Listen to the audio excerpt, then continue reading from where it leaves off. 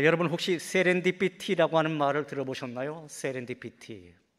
물론 영화를 많이 보신 분이라고 한다면 세렌디피티, 언젠가 저런 제목을 가진 영화를 본 적이 있는데 그렇게 말할 수도 있을 것 같습니다.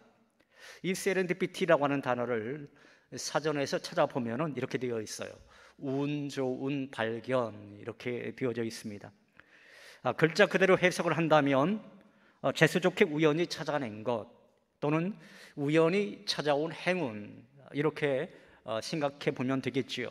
그런데 왜 우연히 찾아온 행운을 세렌디피티라고 하는 것일까?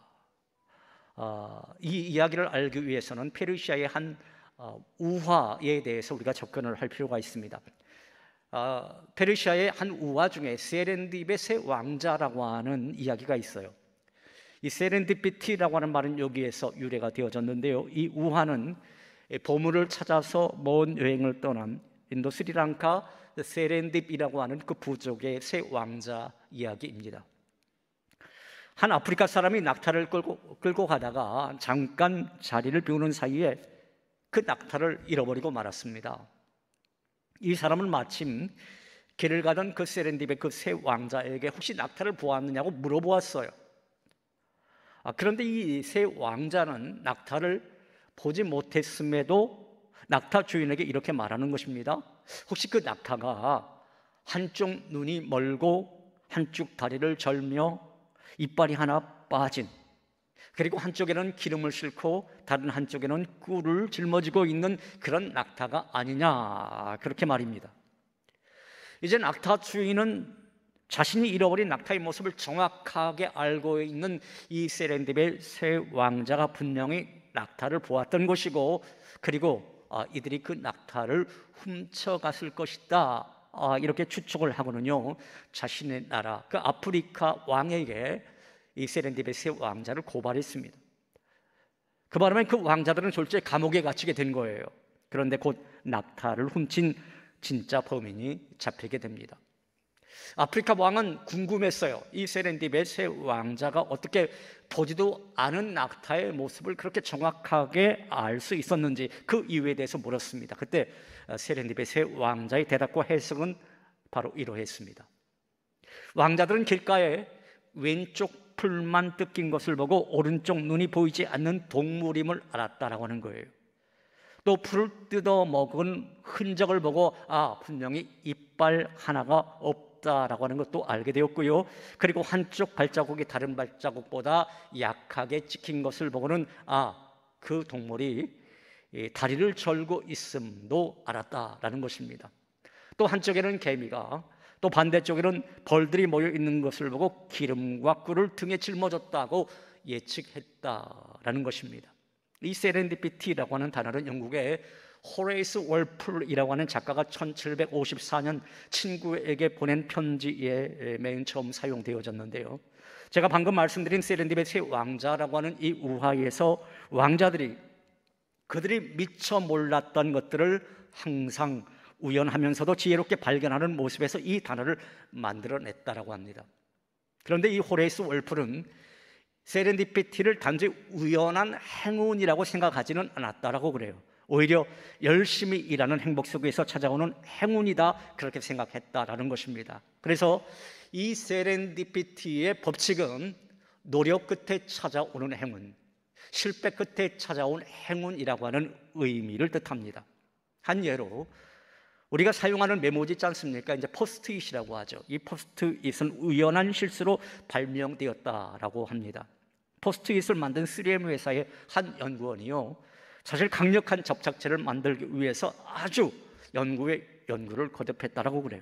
그런데 그 연구원이 원료 배합을 잘못했던 모양입니다. 그래서 쉽게 떨어지는 접착제를 만들게 되었고, 연구원은 큰 꾸지람을 들어야 할 상황에 처하게 되었습니다. 하지만 연구원은 자신의 실수를 숨기지 않았어요. 그래서 제작 발표회 날에 자신이 만든 잘 떨어지는 접착제를 공개하게 되었고, 그의 세미나에 참석했던 사람 중 한 사람이었던 아서 프라이라고 하는 동료가 있었는데요, 이 동료는 어떤 사람이었느냐, 여러분들처럼 찬양대원 멤버였대요. 이거 이제 분명히 그 종이에 붙어 있는 그 접착제는 불량품입니다. 그래서 이걸 어디다 쓸까 하다가 찬양대 피스집 있잖아요. 여러분들 그 찬양대 피스집 있죠? 그 피스집에다가 거기에 책갈피로 이거를 메모를 해가면서 썼다라고 하는 거예요. 그래서 이것을 이렇게 사용하면 어떻겠느냐? 3M 회사에다가 얘기를 했던 거죠. 결국 그것이 포스트잇을 발명하게 되는 계기가 되었다고 합니다. 결국 세상에 우연히 찾아오는 행운은 없더라라고 하는 거예요. 우연한 행운을 바란다면 먼저 자신이 하는 일에 최선을 다해 보라라는 것입니다.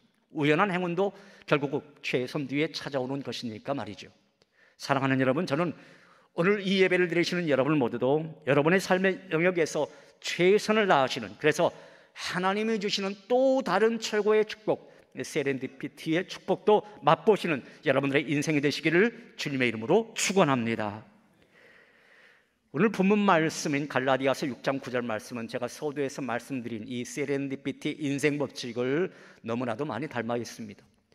먼저 오늘 본문 말씀인 갈라디아서 6장 9절 말씀을 자막을 보면서 같이 한번 이 말씀 소리내서 읽어보실까요?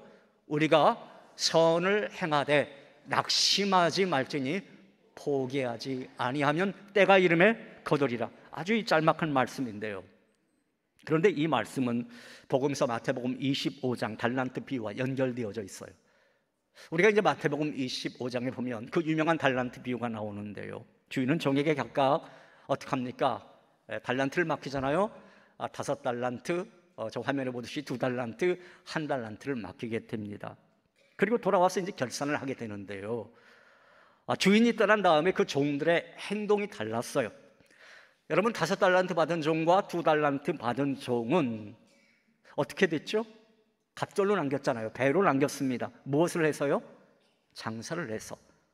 배로 남겨서 이제 주인에게 돌려주었어요. 자, 그러나 1달란트 받았던 종은 여러분 어떻게 되었습니까? 1달란트를 어디에 묻었습니까? 탕에 묻었죠.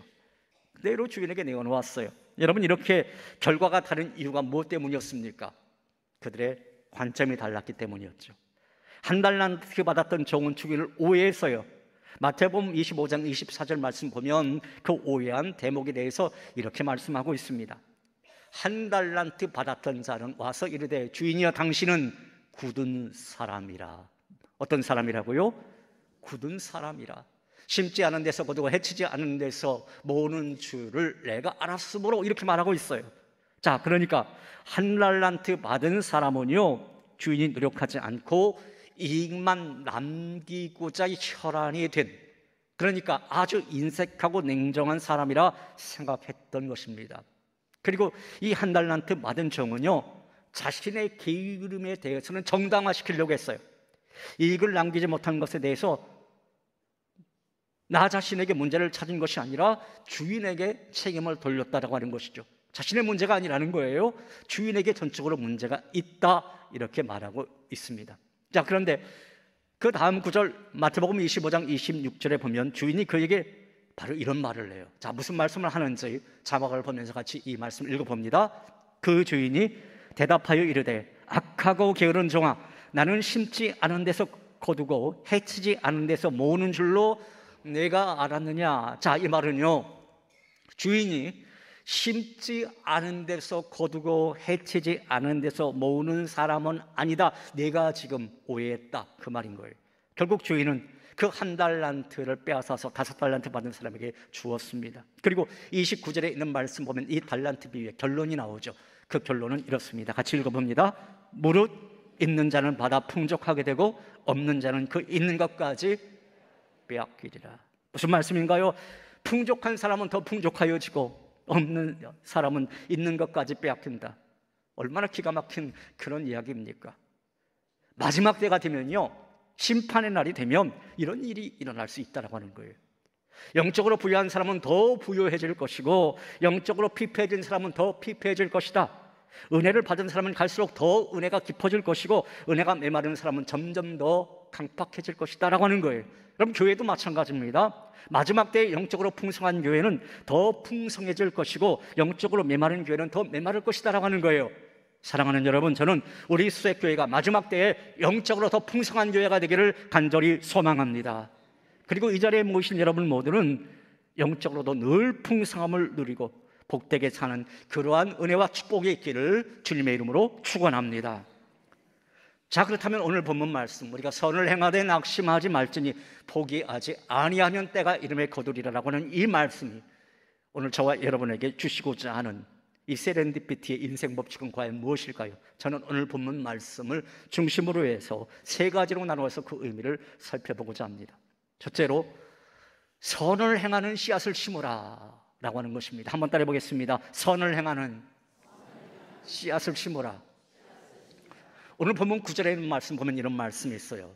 우리가 선을 행하되, 이건 전제의 말씀이죠. 자, 우리가 선을 행해야 된다. 그런데 7절 하반절 말씀을 보면 이 선을 행하는 것이 무엇이라고 말씀하고 있냐면 이렇게 말씀하고 있어요.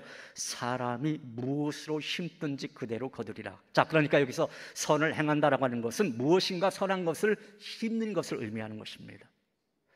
모든 추수는 씨앗을 심는 데서부터 시작하는 것 아니겠습니까? 무엇을 얼마나 심었느냐에 따라서 추수가 결정되어지는 것이죠. 아무것도 심지 않은 밭에서 무엇인가를 거둘 수는 없는 것입니다. 또한 심은 것과 상관없는 엉뚱한 것을 거둘 수는 없는 법이에요. 여러분, 수박을 심은 곳에서 뭐가 나죠? 예, 수박이 납니다. 물론 세렌디피의 법칙으로 우연하게 개똥참외도 열리긴 합니다. 자, 그러나 수박을 심은 곳에서 땅콩이 열리지는 않습니다. 또 거꾸로 땅콩을 심은 곳에서는 땅콩을 거두게 되는 것이 법칙입니다. 이것이 자연의 법칙이고요, 이 하나님 나라의 추수의 법칙도 이와 같습니다. 그런데 이것은 영적인 세계도 마찬가지예요. 심은 그대로 거둘 수 있다고 하는 것입니다. 만일 우리가 정직을 심으면, 깨끗함을 심으면 나중에 아름다운 인격을 거두게 된다고 하는 거예요. 그러나 내가 교만을 심고 부정직을 심고 성냉과 무절제의 씨를 뿌리다 보면은요, 결국엔 다 드러나게 되어 있어요. 나중에 스디슨 인생의 열매를 거둘 수밖에 없는 겁니다. 제가 예화를 하나 들려드릴게요. IMF 외환 위기 때 여러분 기억나시죠? 어느덧 많은 세월이 흘렀네요. 1997년도 그때에 파산당한 어느 한 집사님 가정의 이야기예요. 그 집사님이 사업을 아주 크게 했는데요, 그만 파산당하고 난 다음에 거반 도망 다니는 신세가 되었다라고 그래요. 얼마나 힘드셨을까요? 그런데 주변 사람들이 이분을 도와주는 겁니다. 밥 사주는 사람도 있고요, 때에 따라서 자녀 학자금 없다라고 하니까 학비 보태주는 사람도 있고요, 아무튼 이런저런 모양으로 위로를 해주는 거예요. 이분은 주변 사람들의 적극적인 그 도움 끝에 나중에 재기를 하게 돼요. 그래서 다시 그 사업을 회복하게 됩니다. 그런데요, 이분이 평소에 주변 사람들에게 그렇게 친절했대요. 어려움 당한 성도를 적극적으로 도와주곤 했대요. 선한 일을 행하는 씨앗을 주변에 늘 심었던 분이었던 겁니다. 그러니까 이 집사님은 자신이 잘 나가던 시절에 뿌린 것들을 거둔 거예요. 이분이 어려움을 당하게 되니까 주변 사람들이 그분의 소식을 듣고 서로 도와줬던 것입니다. 만약 그 집사님이 혼자만의 성공을 추구하면서 주변 사람들과 담을 꽉 이렇게 쌓고 살았다라고 한다면 그 집사님이 어려움을 당했을 때 주변 사람이 그 집사님에게 아무런 관심도 기울여 주지 않았을 것입니다. 자, 여러분들은 지금 무엇을 심고 계신가요? 무엇을 심고 있습니까? 세렌디피티의 인생 법칙에도 중요한 것은 무엇인가를 수고하고 심을 때 거둘 수 있다고 하는 것입니다. 심지 않으면 그때는 아무것도 주어지지 않는다라고 하는 거예요. 우연한 행운조차도, 그 세렌디피조차도 주어지지 않는다라고 하는 거예요. 그런데 이 세렌디피티는 단순히 무엇인가를 발견할 때만 사용되는 건 아닙니다. 문학과 영화, 그리고 음식에서도 사용되어지는데요. 제가 그 예로 바로 이제 코카콜라의 탄생 이야기를 예화로 들려드리겠습니다. 이 코카콜라가 1886년도 미국의 애틀랜타에서 약사로 일하던 존 펜버턴에 의해서 이제 만들어졌다라고 그래요. 처음에 이 콜라는요, 두통 치료제 약이었다라고 그러죠. 이 두통과 피로를 치료하는 것으로 발명되어졌었고, 또 원래 이름도 이제 와인 코카라고 그랬대요. 거의 이제 약에 가까웠었는데 이 와인 코카, 그러니까 거기에 뭐가 들어있었냐면 알코올 성분이 들어있었던 것 같아요. 근데 사람들이, 특히 여자분들이 그 약에 그 알코올 성분이 들어있으니까 그 약을 쉽게 대하지 못했던 거예요. 머리가 아파도 그거 마시다 보면 거의 취하는 성분이 있으니까 이 약을 꺼리껴 하는 겁니다. 그런데 어느 날 좀 펜버턴이라고 하는 사람이 알코올 대신에 무엇을 넣느냐면 건강에 좋은 열대식물 콜라 너트에서 얻은 카라멜 시럽을 넣기 시작합니다. 즉 코카잎과 콜라 너트 추출물의 그 조합을 시켜서 하나의 시럽을 만들어내게 된 거죠.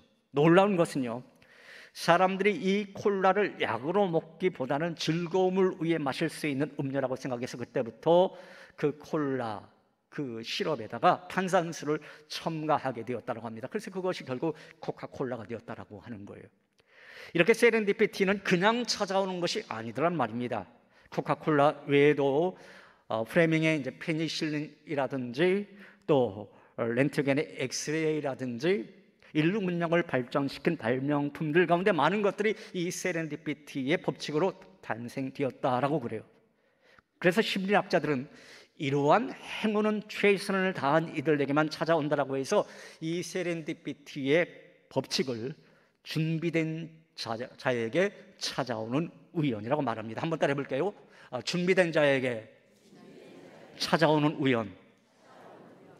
그러니까 이 세렌디피티의 행운은 우연 같지만 결코 그냥 찾아오는 것은 아니더라라고 하는 거예요.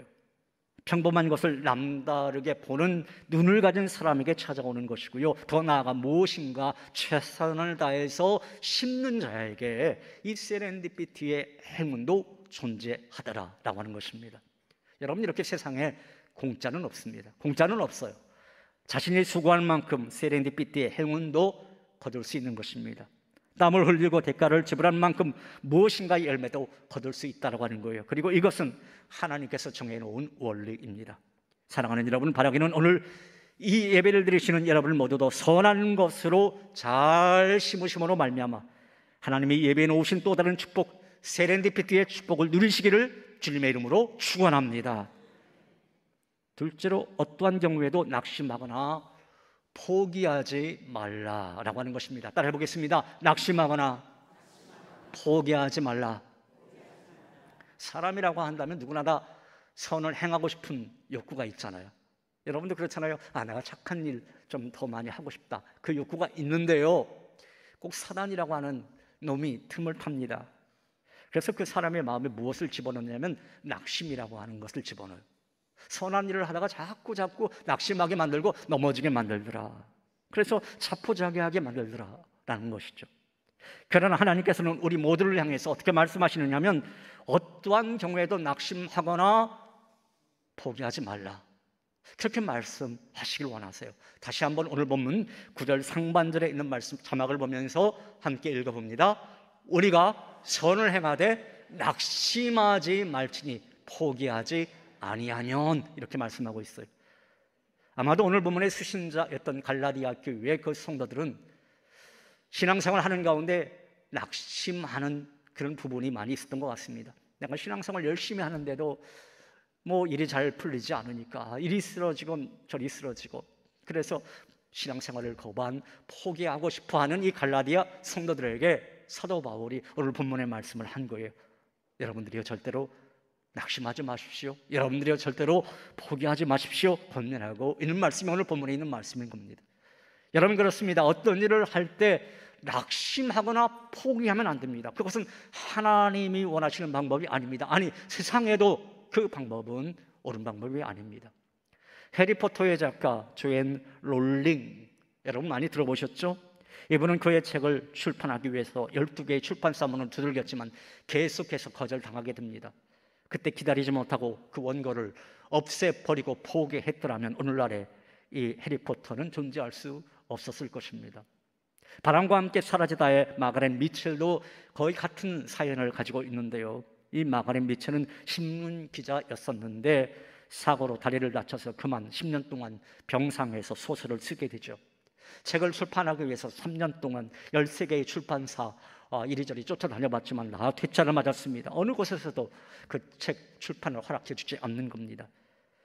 그가 만약 낙심하고 포기했더라면 바람과 함께 사라지다라고 하는 그 명작은 이 세상에 나오지 못했을 것입니다. 성경 고린도후서 4장 8절과 9절에 있는 말씀 보면 사도 바울이 아주 힘주어서 우리들에게 해주는 말씀이 있습니다. 우리가 사방으로 우겨쌈을 당하여도, 그 다음 어떤 말씀입니까? 쌓이지 아니하며, 답답한 일을 당하여도 낙심하지 아니하며, 박해를 받아도 버림받지 아니하며, 거꾸러뜨림을 당하여도 어떻게 된다고요? 망하지 아니하고. 이렇게 말씀하고 있어요. 여러분, 인동초를 아십니까? 인동초. 잘 참고 인내하는 사람을 가리켜서 야, 저 사람 인동초 같다, 그런 말을 합니다.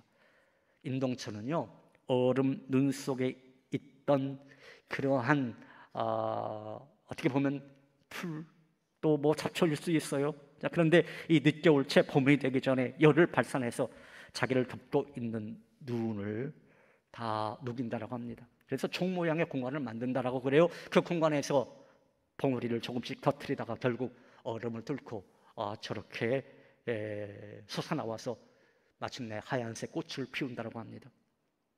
여러분, 우리도 신앙생활 하는 가운데 인동초가 되어야 되지 않겠습니까? 우리가 선을 행하다 낙심할 수 있어요. 그렇지만 우리는 마침내 인동초처럼 꽃을 피울 수 있어야 되는 것입니다. 아무리 힘들고 아무리 어려워도 끝까지 인내하면서 아름다운 열매를 맺어 하나님께 영광을 돌리는 우리 성도 여러분들 다 되었으면 참 좋겠습니다. 사랑하는 여러분, 심은 대로 거두게 하시는 하나님이 바로 나의 하나님이심을 믿고 결코 낙심하거나 포기하지 아니하고 끝까지 선을 행하는 복된 성도 여러분들 다 되시기를 주님의 이름으로 축원합니다. 셋째로, 때가 되면 거두리라 라고 하는 것입니다. 한번 따라해 보겠습니다. 때가 이르면 거두리라. 오늘 본문 9절 하반절의 말씀 보면 이렇게 말씀하고 있죠. 포기하지 아니하면 때가 이르면 거두리라, 이렇게 말씀하고 있어요. 저는 농사에 대해서 전문가는 아니지만요, 농촌에서 태어났기 때문에 어느 정도 농사에 대해서는 압니다. 그런데 씨를 뿌린 후에 하룻밤 사이에 자라서 다음날 아침 곧바로 수확하는 식물 거의 본 적 없어요. 상추도 몇 일은 걸립니다. 대부분 농부는 봄에 씨앗을 뿌려요. 그리고 여름철 그 뜨거운 햇살을 맞아가면서 농약도 주고 잡초도 제거해 줍니다. 그렇게 열심히 일을 한 끝에 가을이 돼서야 추수를 하게 되죠. 만약 농부가 힘들다고 추수 때까지 기다리지 못하고 논밭을 갈아 엎어버린다면 그 농부는 절대로 열매를 거둘 수 없을 것입니다. 포기하지 않고 끝까지 인내해야 합당한 열매를 거둘 수가 있는 겁니다. 19세기 말 영국에서 있었던 일이에요. 도해지에 살고 있던 한 소년이 시골로 놀러 가게 됩니다. 그런데 그만 물가에서 놀다가 물속에 빠져버리고 말았어요. 그런데 그 도해지 소년이 수영할 줄 몰랐습니다. 그러니까 얼마나 호적됐겠어요. 그것을 농촌에 있던 그 소년이 막 들어가서 그 도해지 소년을 구해 주었습니다. 이제 여러 해가 지났어요. 시골 소년요, 그 몇 년 전에 있었던 이 일을 까마득하게 잊어버리고 있었어요. 자신이 선을 행했지만 그거 잊어버리고 있었던 겁니다. 그런데 시골 소년에게는 한 가지 꿈이 있었어요. 어떤 꿈이 있었냐면, 내가 의사 선생님이 되어서 그 많은 사람들에게 그 생명을 구했으면 좋겠다라고 하는 그 선한 꿈이 있었습니다. 그렇지만 그 집이 무척 가난했거든요. 그래서 그냥 내가 의과대학 진학하는 거 이거 꿈으로만 간직하고 싶다, 이렇게 생각하고 있었습니다. 그러던 어느 날이었어요. 아주 말쑥하게 차려입은 도시 소년이 그 소년을 찾아온 겁니다. 과거에 자신의 생명을 구해주었던 그 은인 잊지 아니하고 다시 찾아온 거예요.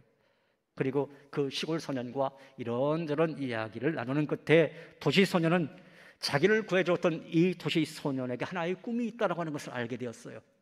의과대학 진학해서 많은 사람들의 생명을 구해주고 싶다라고 하는 그 선한 꿈에 대해서 알게 되었습니다. 그리고 그 소년이 무척 가난하다라고 하는 사실도 알게 되었어요.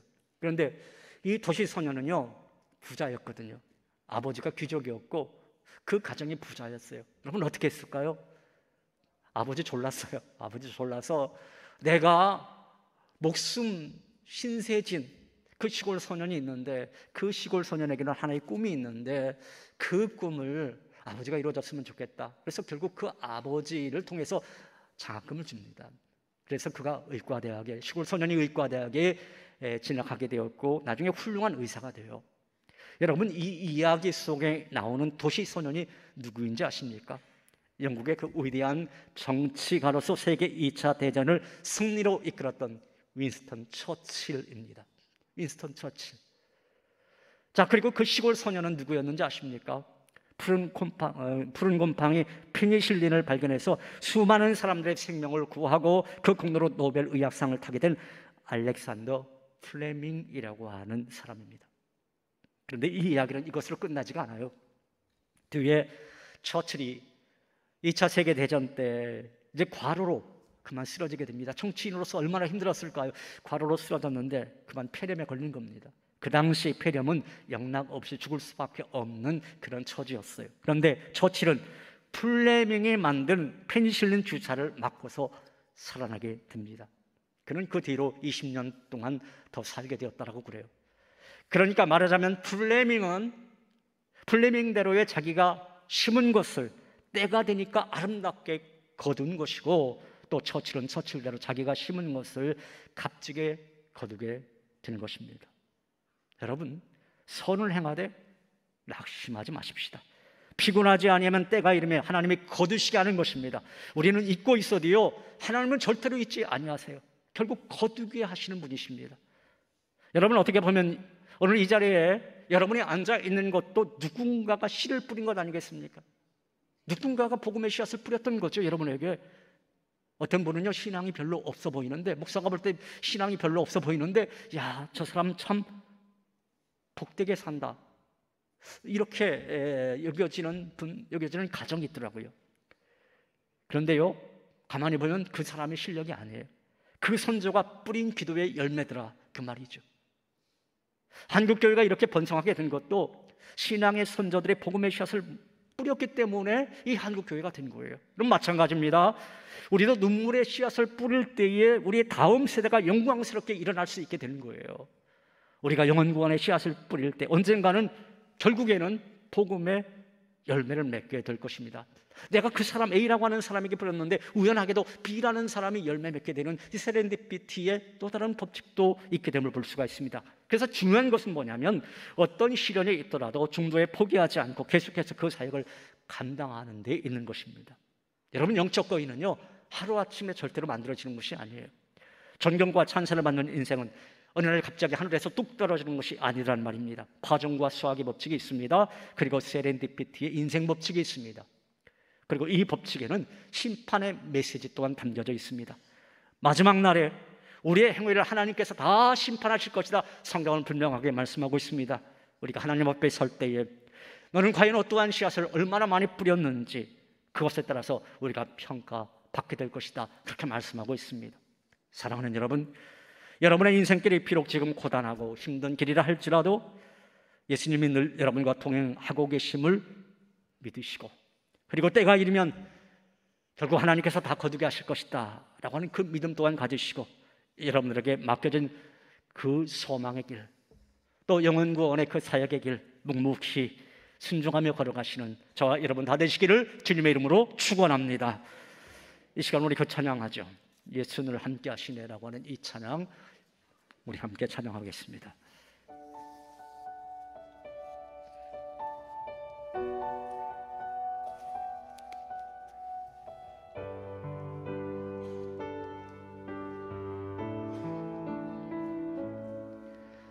고단한 인생길 힘겨운 오늘도 예수 내 마음 아시네. 지나간 아픔도 마주할 세상도 예수 내 마음 아시네. 하루를 살아도 기쁨으로 가리 예수 늘 함께 하시네. 후회도 염려도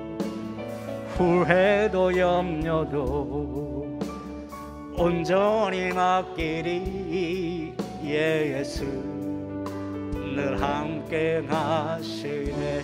믿음의 눈 들어 믿음의 눈 들어 주를 보리 이 또한 지나가리라.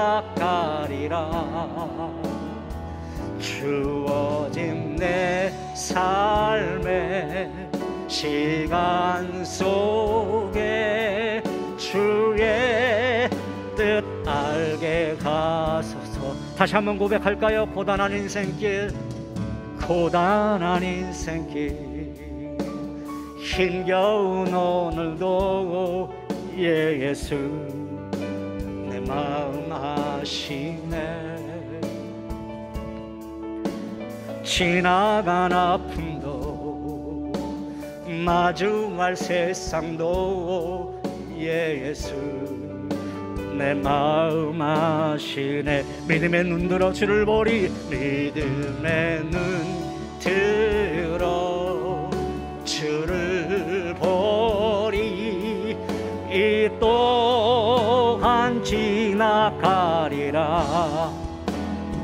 주어진 내 삶의 시간 속에 주의 뜻 알게 하. 우리 하늘 높여서 고백합니다. 눈 들어 주를 보리 이 또한 지나가리라. 주어진 내 삶의 시간 속에 주의 우리 양손 높이 들고 믿음의 눈 들어 믿음의 눈 들어 주를 보리 이 또한 지나가리라. 주어진 내 삶의 시간 속에 주의 뜻 알게 하소서. 할렐루야. 우리 하나님 앞에 영광의 박수 올려드립니다. 할렐루야. 믿음의 눈 들어 주를 보리 이 또한 지나가리라. 저 뒤에 보니까 육군 목장을 한 형제가 보이네요. 곧 지나갑니다. 제대할 날짜 곧 다가와요. 그렇지만 주어진 내 삶의 그 시간 속에서 우리가 주의 뜻 발견하는 것 너무나 귀한 거죠. 세렌디피티의 법칙, 세상에는 우연한 행운이 존재할지 몰라도 하나님 나라에서는 하나님 나라의 그 세렌디피티는 그 모든 우연도 하나님의 계획 속에 이루어지는 것입니다. 최선을 다해 뿌리고 심을 때 우연한 행운도 우리에게 주어질 수 있다라고 하는 거예요. 그리고 우리의 삶에는 결산의 날이 분명히 다가옵니다. 시간은 무한정 있는 것이 아니더란 말입니다. 시간은 제한되어 있고 우연한 기회 또한 지나가게 되어 있습니다. 그리고 그것에 대한 심판은 우리에게 분명히 다가옵니다. 그 심판의 날에 그때 여러분은 주님 앞에서 뭐라고 말하시겠습니까? 사랑하는 여러분, 바라기는 우리의 삶 결산의 날에 오늘 이 예배를 드리시는 여러분 모두는 하나님 앞에 칭찬과 영광의 멸류관을 받으시는 그러한 은혜와 그러한 축복이 있기를 주님의 이름으로 축원합니다. 하나님 아버지 감사합니다. 추석 명절 저희가 잘 보내고 오늘 이같이 주님 전에 모였습니다. 하나님, 그런데 우리 스스로 물어볼 때 우리가 얼마나 많은 추석거리가 우리 삶 가운데 있는지요, 얼마나 많이 우리가 열심히 뿌리고 있는지요, 혹시 중간에 낙심하고 낭망하다가 주저앉아 넘어지고 있는 심령은 없는지요. 하나님, 세렌디피티의 그 인생 법칙에도 부지런히 심을 수 있을 때 또 다른 우연이라고 하는 축복도 주어짐을 오늘 말씀을 통해서 배웠습니다. 하나님, 오늘 이 자리에 모인 모든 성도들 결국 하나님께서 마침내 때가 이름에 거두게 할 것이다 라고 하는 그 사실을 믿고 열심으로 씨앗을 뿌릴 수 있는, 선을 행할 수 있는 하나님의 백성들 다 되게 하여 주시옵소서. 예수님 이름으로 기도하옵나이다. 아멘.